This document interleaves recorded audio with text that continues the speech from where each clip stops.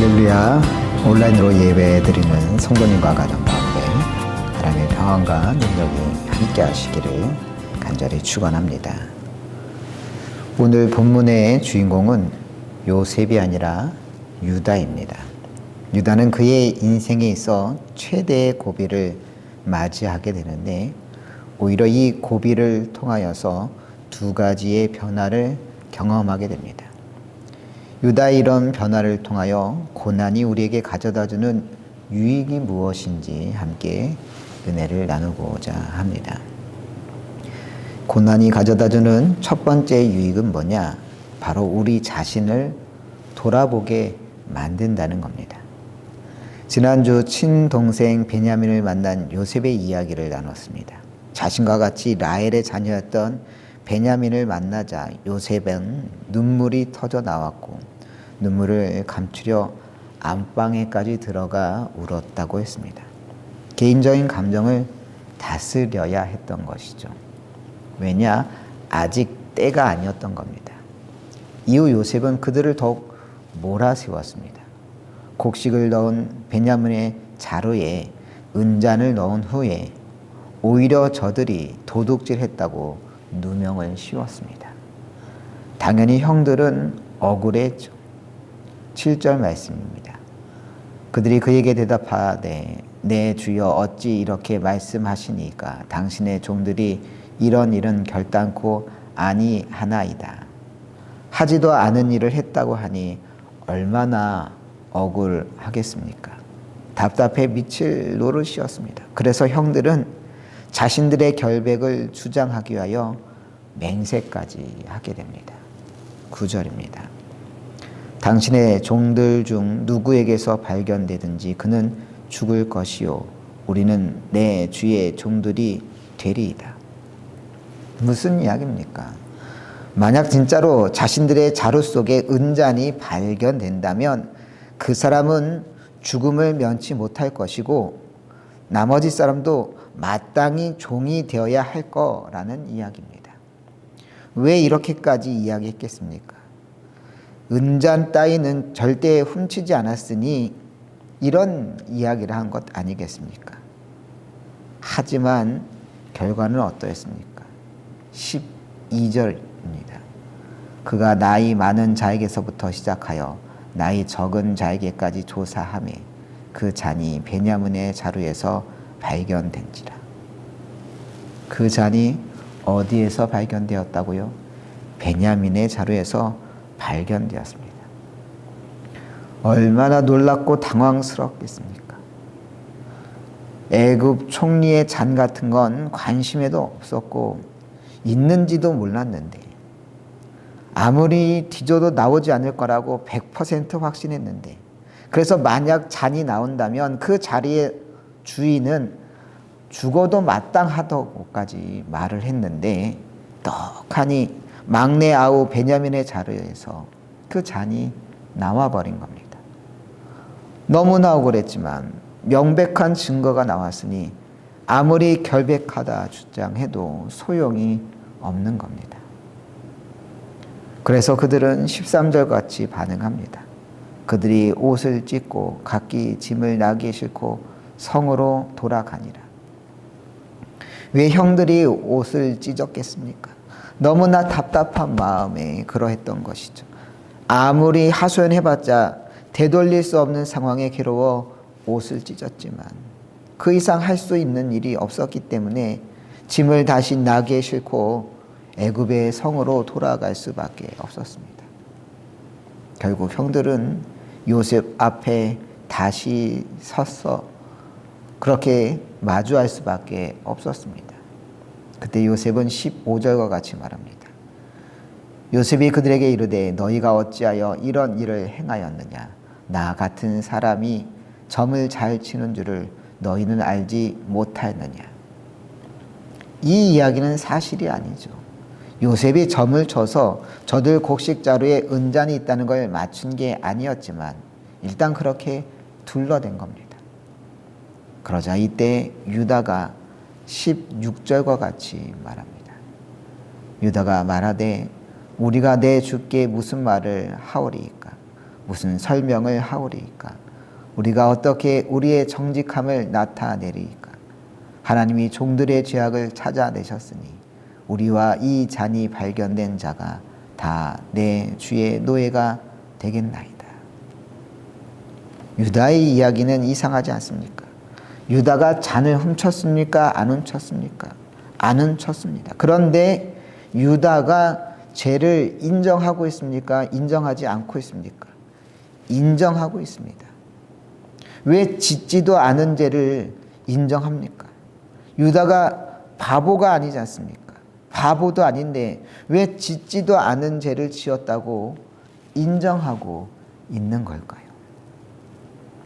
그것은 지금 유다가 이 사건을 자신의 관점에서 바라보지 않고 하나님의 관점에서 바라보기 때문입니다. 16절 중반절에 누가 종들의 죄악을 찾아냈다고 말합니까? 하나님이 종들의 죄악을 찾아냈다고 말하고 있습니다. 왜 유다는 이렇게 말하는 걸까요? 하나님이 베냐민의 자루에 은잔을 넣은 것도 아닌데 왜 유다는 하나님께서 자신들의 죄악을 찾아냈다고 말하고 있는 걸까요? 유다는 이 말도 안 되는 상황을 경험하면서 과거 자신들이 행했던 죄가 떠올랐던 겁니다. 그 죄가 뭐겠습니까? 바로 요셉을 미디안 상인들에게 팔았던 그 일이 떠오른 겁니다. 지금 말도 안 되는 누명으로 인해 고난당하는 것은 사실 동생을 시기하여 팔아버렸던 죄로 인하여 하나님께서 지금 자신들을 벌하고 있다고 느꼈던 겁니다. 만약 유다에게 이런 억울함과 고난이 없었다면 그는 과거 자신이 어떤 잘못을 저질렀는지 깨닫지 못했을지 모릅니다. 하지만 고난 속에서 비로소 유다는 자신이 하나님 앞에 얼마나 큰 죄를 저질렀는지 깨닫게 된 겁니다. 월세로 사는 삶이라는 유튜브를 운영 중인 정호영이라고 하는 36살의 청년이 있습니다. 20대 제약회사 영업사원으로 정신없이 살았다고 합니다. 매일같이 병원을 들락날락했지만 정작 자신의 몸을 돌볼 틈은 없었습니다. 하지만 어느 날 갑자기 자신의 몸이 예전 같지 않다 느껴 검사를 받았더니 불과 그의 나이 29살에 신장암 4기 판정을 받게 된 겁니다. 항암 치료를 받으며 집에만 있어야 하는 상황에서 비로소 이 청년은 자신의 삶을 돌아보게 되었습니다. 그는 지금까지 자신의 삶을 한마디로 규정한다면 불안이었다고 말합니다. 언제나 여유가 없었고 삶의 경주에서 이미 많이 뒤처져 있다고 스스로 생각하며 어떻게든 남들에 비해 뒤처지지 않도록 힘쓴 인생이었다는 겁니다. 그러면서도 발 한 번 헛디디면 바로 낭떠러지로 떨어질 것 같은 불안감을 떨쳐버릴 수 없었다는 것이죠. 삶의 낭만 같은 것은 없이 그저 효율과 최적화만 최고의 가치로 여기면서 내가 여기서 이런 행동을 하면 남들보다 뒤처지는 걸까? 그런 강박에 빠져서 살아왔다는 겁니다. 그래서 그런 강박과 불안감에서 벗어나고자 악착같이 오히려 더 돈을 벌었다는 것이죠. 그래도 돈 몇 푼이라도 수중에 있으면 그게 자신의 인생을, 자신의 미래를 지켜줄 버팀목이 될 거라는 생각이 들었기 때문이었습니다. 하지만 그런 삶에 암 판정을 받은 겁니다. 그런데 이 청년은 말합니다. 암 판정 받은 이후 자신의 삶이 너무나 가벼워졌다고. 너무 많은 고민들로부터 벗어날 용기를 주었고 무슨 일이 생겨도 뭐 어때? 너 지금 더 잃어버릴 것도 없잖아 라고 생각할 여유를 주었다고 말합니다. 이제는 너무 자유롭고 편안하다고 고백하면서 이 청년은 이건 암이 내린 축복이라 말합니다. 그는 자신의 블로그에서 이렇게 적었습니다. 나는 항상 다음 봄이 끝내주게 아름다울 것이라 기대한다. 나는 암 덕분에 지구에 월세로 살게 되었고 월세로 살게 된 덕분에 누구보다 행복하게 살고 있다. 나는 나에게 이런 축복을 내려준 암이라는 친구가 밉지만 무조건 믿기만 하지는 않다. 암을 통하여 자유롭고 편안한 삶을 살게 되었다고 지구의 월세로 살게 된 것이 암이 내린 축복이라니 정말 36살 청년의 고백이라고 하기에는 믿겨지지 않는 이야기 아닙니까? 암이라는 고난이 아니었다면 이 청년에게 이런 삶의 고백은 나올 수 없었을 겁니다. 여전히 또래 청년들의 삶의 속도를 따라잡게 하여 불안하고 초조한 마음을 가다듬며 미친 듯이 돈만 벌며 살았겠죠. 하지만 암이라는 고난 앞에 이 청년은 남들 따라 사는 삶을 멈추게 되었습니다. 하지만 남들 따라 살지 않는다고 자신의 인생이 실패했다고 여기지 않게 되었습니다. 그는 암을 치료하며 자신만의 삶의 속도를 찾았고 그게 암이 자신에게 준 축복이라고 고백하고 있는 겁니다. 얼마 전 웹상에서 인생에서 가장 부질없는 10가지라는 글을 보게 되었는데 너무 공감이 되어서 잠시 읽어드리도록 하겠습니다. 인생에서 가장 부질없는 10가지. 1. 내가 생긴 그대로 살지 못하고 남의 시선을 너무 의식하며 사는 것. 2. 오래된 비디오를 계속 돌려보듯이 지나간 일을 계속 생각하며 후회하는 것. 3. 나 자신조차 바꾸지 못하면서 남을 바꿔보겠다고 애쓰는 것. 4. 다 큰 자식을 내 것이라 생각하고 마음에서 떠나보내지 못하는 것. 5. 세상에 하나뿐인 나 자신을 남과 비교하며 괴롭히는 것. 6. 인간관계가 영원하다 믿고 상대방에게 너무 의지하는 것. 7. 높은 이상을 세워놓고 이루지 못했다고 나를 자책하는 것. 8. 스치고 지나가는 만남에 연연해하면서 괴로워하는 것. 9. 내 인생도 제대로 못 살면서 남 인생까지 걱정하며 간섭하는 것. 10. 일어나지도 않은 일을 미리부터 걱정하는 것. 어떻습니까? 그런데 우리 삶을 돌아보면 인생에 부질없는 이 10가지를 매일매일 같이 실천하며 살고 있지 않습니까? 우리는 왜 그렇게 살아가고 있습니까? 우리의 삶을 돌아보지 않고 무작정 살고 있기 때문입니다. 그러다 우리는 고난을 당하면 비로소 그때야 우리 자신의 삶을 돌아보곤 합니다. 내가 제대로 살고 있는지, 바른 인생길을 가고 있는지, 나에게 허물은 없었는지, 나의 죄는 무엇인지.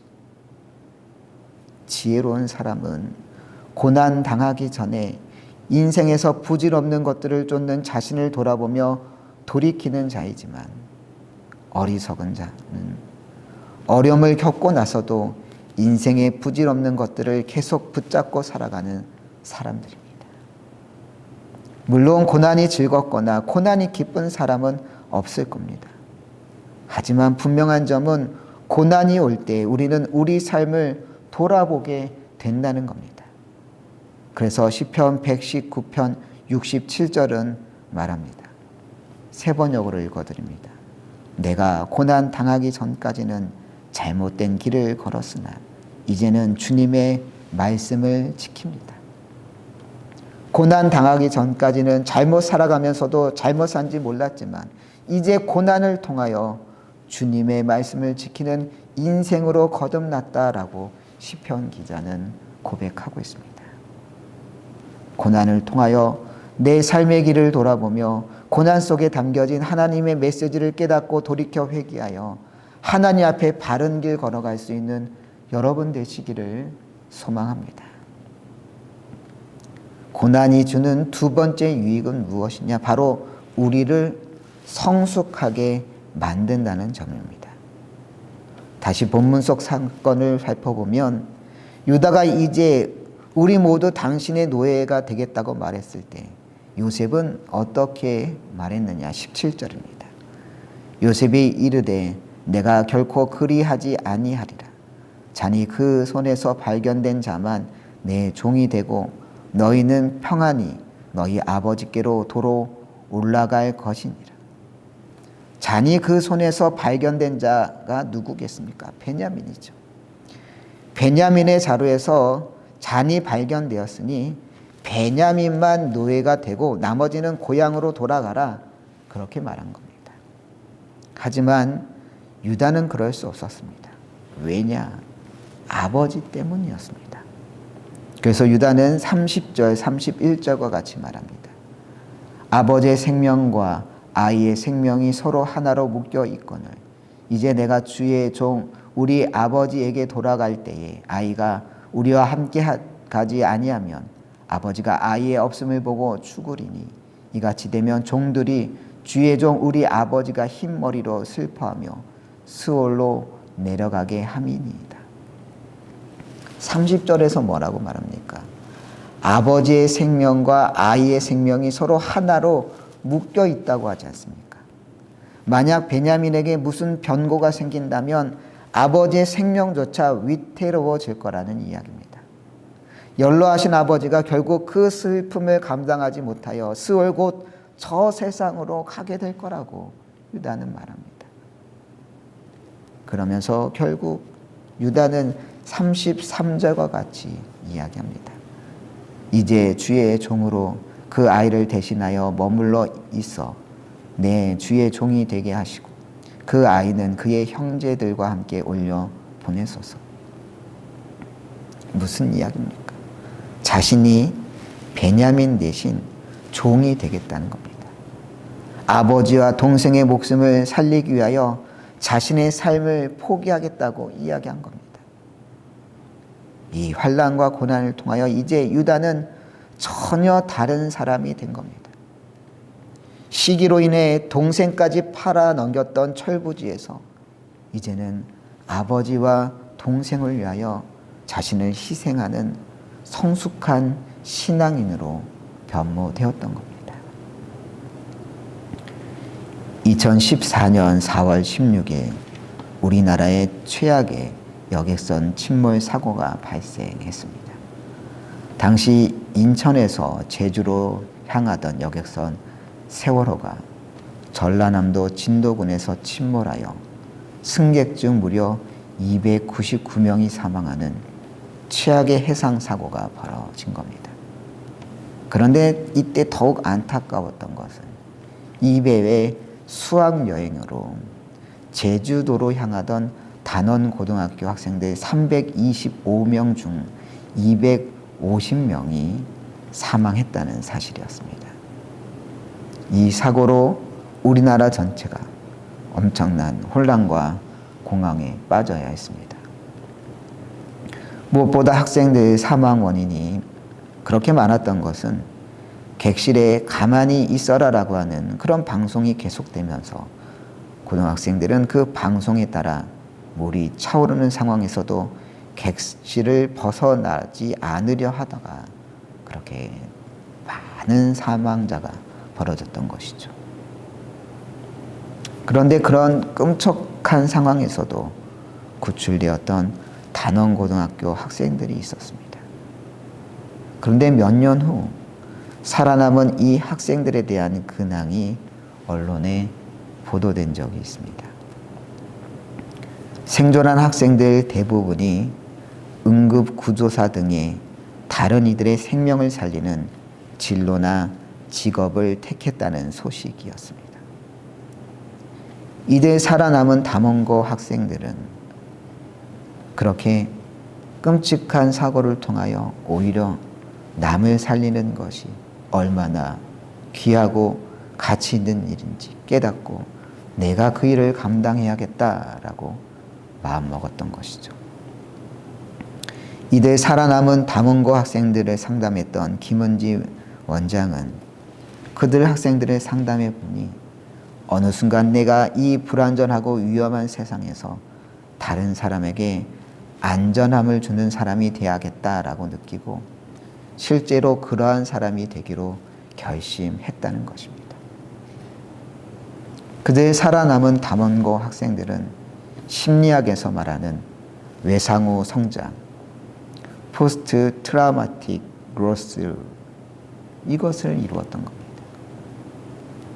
외상 후 성장이 뭐냐? 심각한 위기나 외부적인 사건을 경험한 후 그 사건 이전보다 더 높은 수준의 심리적, 정신적 성장을 이루는 현상을 지칭합니다. 그런데 바로 단원고 생존자들은 세월호 침몰이라고 하는 감당할 수 없는 큰 외부적인 충격을 겪은 이후에 그 일을 통하여 이전과는 비교할 수 없는 나름대로의 놀라운 성장들을 이루었다는 것이죠. 정광진 장로님이라는 분이 계셨습니다. 정광진 장로님은 1963년 제1회 사법시험에 합격하여서 판사로 재직하고 있다가 1979년 갑자기 판사직을 내려놓고 변호사 사무소를 개업하게 됩니다. 왜 그랬을까요? 큰딸 뒷바라지 때문이었습니다.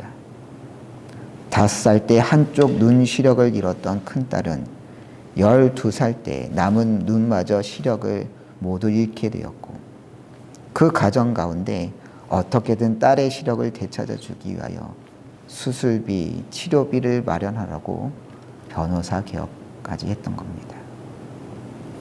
시력을 되살리기는 쉽지 않았지만 똑똑했던 큰딸은 보이지 않는 상황에서도 국립 서울 맹학교를 졸업한 이후에 미국 유학까지 가서 버클리 대학 최고 학점으로 졸업하고 귀국해 모교인 서울 맹학교에서 근무를 시작했습니다. 그렇게 새로운 삶을 시작한 지 9개월 정도 되었을 무렵 집에서 살 물건을 사겠다고 큰딸은 두 여동생과 함께 집 근처에 있는 백화점에 갔습니다. 그런데 이때 세 딸이 간 백화점이 하필 상품 백화점이었고 그 상품 백화점은 1995년 6월 29일 오후 6시에 무너졌습니다. 이 사고로 백화점에 갔던 세 딸 모두 목숨을 잃게 된 겁니다. 당시 그 세 딸 모두 20대의 꽃다운 나이였습니다. 장례를 치르면서 아버지 정광진 장로님은 말했습니다. 그 일을 당한 뒤 우리 내외는 하늘이 무너지고 땅이 꺼져 이 세상이 아주 끝나줬으면 하고 바라기도 했습니다. 우리는 딸 셋을 잃은 것이 아니라 인생을 송두리째 잃어버렸습니다. 하지만 정광진 장로님은 그 참혹한 상황에서 오히려 딸의 유지를 이어가겠다고 결심하게 됩니다. 그래서 사고 이듬해 1996년 11월 큰딸이 다녔던 서울 맹학교에 셋딸 윤민, 윤정, 윤경을 기리는 삼윤 장학재단을 설립하고 그 기념비 제막식을 열게 됩니다. 딸들의 사망보상금 6억 5천만 원에다가 7억 상당의 본인 재산을 처분해서 13억 가량의 기금을 서울 맹학교에 기증했던 것입니다. 제막식 때 장로님은 말했습니다. 맹인 학생들 가운데 경제적 어려움을 겪는 사람이 유난히 많은 것을 봐왔습니다. 삼윤 장학재단이 특히 그런 이들에게 힘이 되어주길 바랍니다. 이후에도 독실하고 검약하게 살았던 정광진 장로님은 교회나 병원 등 여러 곳에 드러나지 않고 계속적인 후원과 기부를 해오다가 지난 2023년 5월 22일 하나님의 부르심을 받게 되었습니다. 한날에 딸 셋을 잃다니 완전 욕과 같은 인생 아닙니까? 부모를 잃으면 흙에 묻고 자녀를 잃으면 가슴에 묻는다고 하는데 정광진 장로님은 세 딸을 그것도 한날 한시에 잃었으니 평생 그 아픔을 어떻게 잊을 수가 있었겠습니까? 하지만 그 고난 앞에 장로님은 그렇게 떠난 딸들의 죽음을 헛되이 하지 않으려면 어떻게 해야 할지 고민했고, 그 결실이 바로 삼위운 장학재단이었던 겁니다.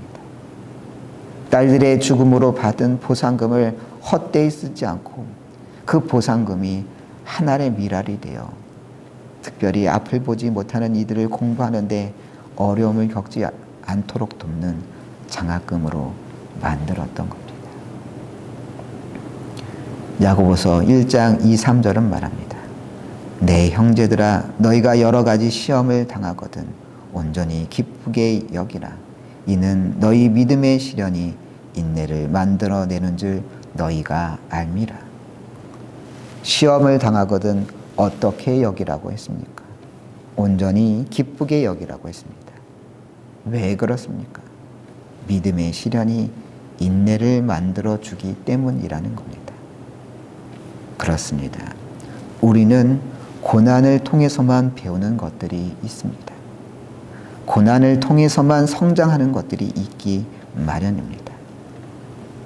야고보서 말씀처럼 고난은 우리를 성숙하게 하는 귀한 인생의 신앙의 손님임을 깨닫고 고난 속에서도 기뻐할 수 있는 여러분들 되시길 간절히 축원합니다.